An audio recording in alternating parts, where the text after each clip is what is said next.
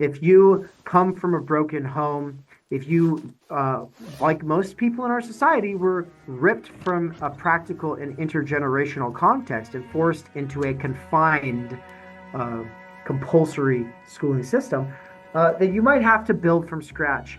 But the good news is that two people in love, and by in love I don't mean feeling ooey wooey, but I mean that maybe a little bit of that, but maybe a lot of that. But when I say love, I mean sacrificing for something bigger, for something greater, and specifically for something that's going to last for generations, right? When we're talking about that kind of a project, it really does take two at minimum, and it's something that anybody can do, even the ugliest motherfuckers on the internet, the ugliest among us can do it, and we know that because Jean-Paul Sartre had no problem with the ladies. He had a problem with commitment, and he had a problem with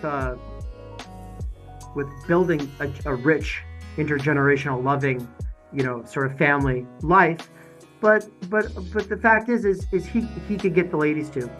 If he can, then so can you. I just want to say that for the internet. I know there's a lot of lonely guys on the internet looking for answers, and they're digging into philosophy because they're looking for some kind of a direction, and getting out there and getting with people who are potentially going to disagree with you, people who might not, look up to you for all this philosophy that you've been digging into, organizing with people from churches and other kinds of community organizations, and doing it because it matters to just be with other people who are doing things. That's more important than bunkering down in the niches of the post-class fractured mass on the internet. Right. And so that's a big turn with Theory Underground, is saying, get out there, get involved with like multiple churches. You be an atheist who goes to church, be an agnostic who prays, love people and put them before ideology, and don't prioritize finding a bunch of people who agree with you on the internet. Right. So I think that's kind of where I wanted to set up to before we can sort of drill into the curating environment, cultivating gardens, homeschool side of things, which will open up the possibility for really getting into this idea of a canon. And specifically, I've got questions for you, Daniel, that I'm going to want to get into about child rearing in the 21st century. It's a complicated thing, and we both have some shared resources to draw off of, but also you've practically just been doing this a lot longer than I have, and so I'm really excited to learn from you about all of that. But for now, I'm going to pass it back to you and get myself some water. Well, magnificent, and I appreciate all that. Well, a few things come to mind.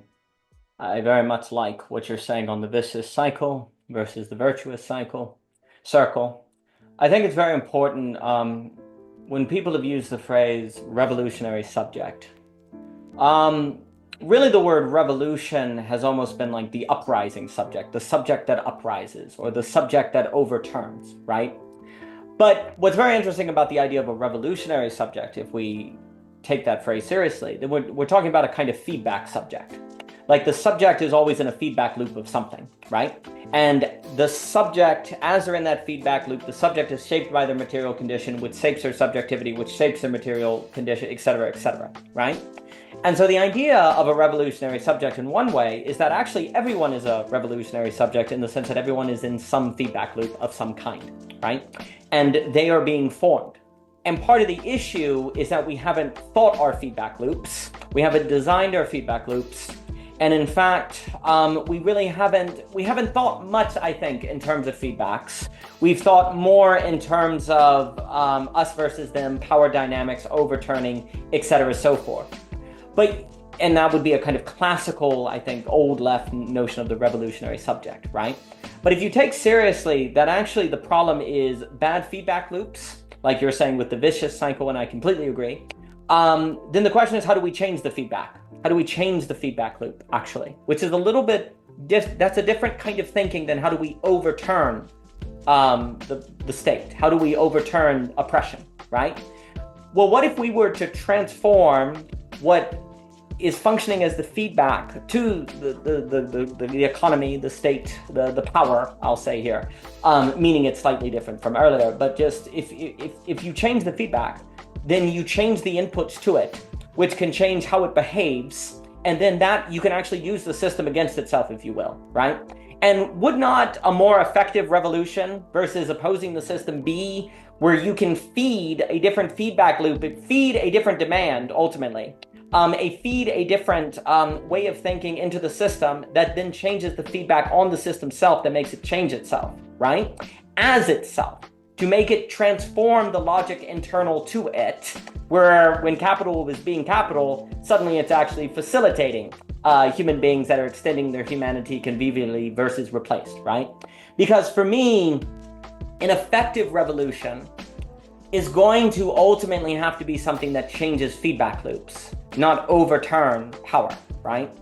And I think very often the old left, to speak generally, and I'm not certainly critiquing all leftists or anything like that, there's been an idea of how we have to overturn capital. We have to overturn capitalism or different things like that.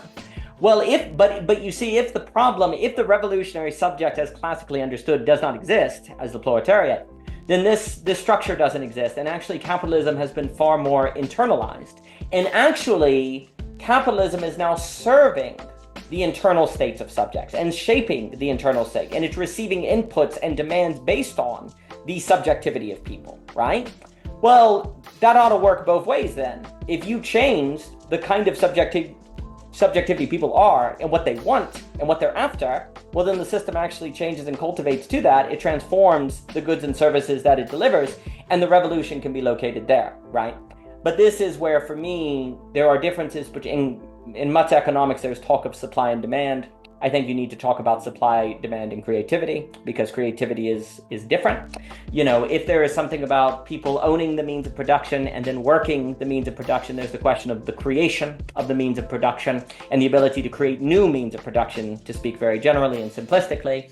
And also, too, in my opinion, another reason why you have not seen, I suppose, the idea of a sort of inevitable working class revolution from the alienation caused by their labor and overturning. Another reason why that deterministically has not unfolded is because there's always the possibility of someone to create a new means of production so they can take that alienation in the direction of entrepreneurship or creativity, and thus it is not inevitable that the alienation leads to an overturning of the bourgeoisie. It could lead to actually a formation of what you could call almost a creator class, or that I have sometimes called in the creative concord the artifex, which is that's a term in Latin that means creators, artisans, and so on and so forth. So you would have the bourgeoisie, the proletariat, and the artifexians. And you see, the artifexian class can actually be someone who works and creates a means of production, so it actually overlaps the bourgeoisie and the proletariat. And the alienation of the system, instead of a antagonism, could just actually be directed toward creativity and entrepreneurship.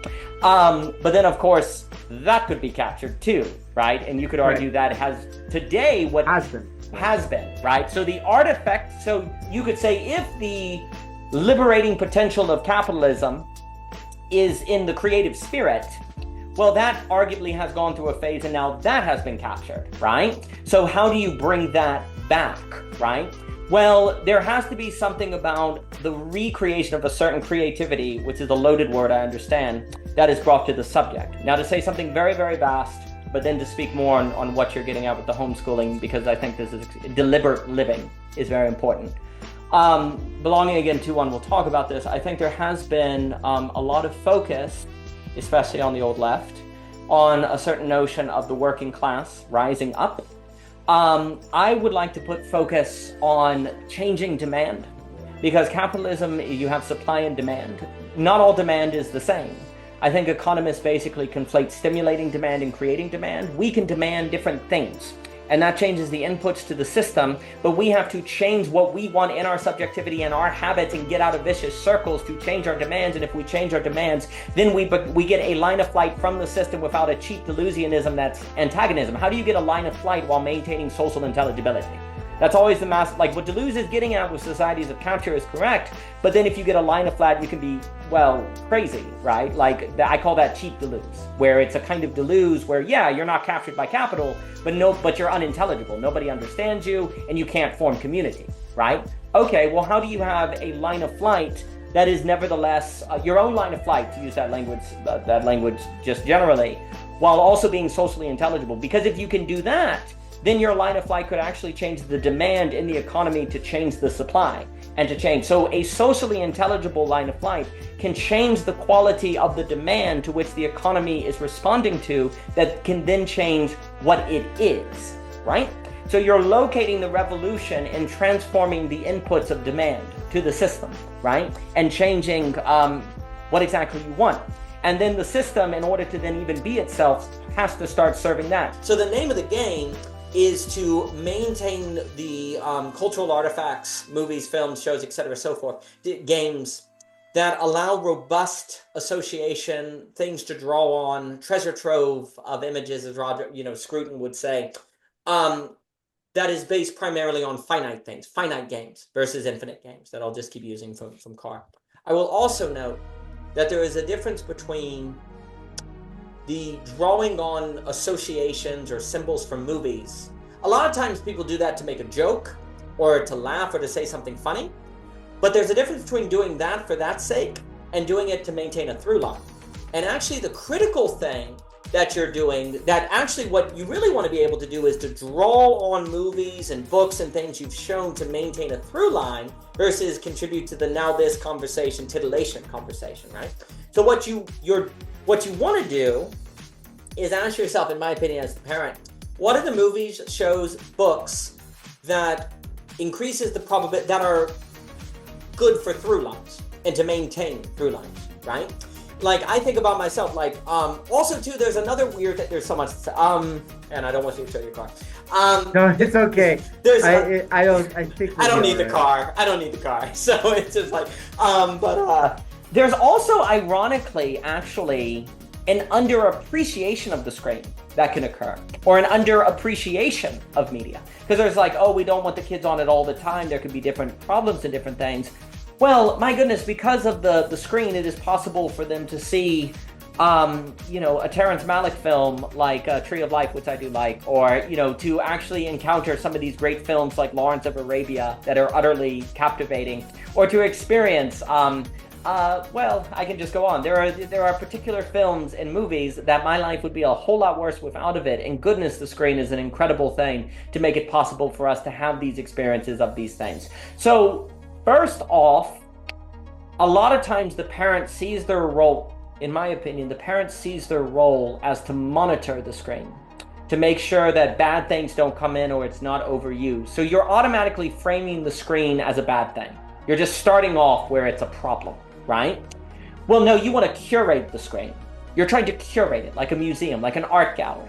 You're trying to make it something that actually is going to be experienced by the children in a manner that increases the probability of their ability to maintain through lines in conversation, inspiration, creation, and so on and so forth, right? I want them to see Lawrence of Arabia. I want them to see Christopher Nolan films there. I want them to see certain things, and I can go on and so forth. Because I know without these things, they will be lesser for it, right? When Shakespeare was written, he was considered basically the popular.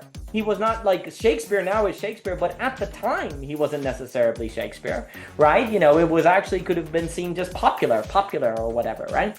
I think also there's a question of how does the parent curate the screen?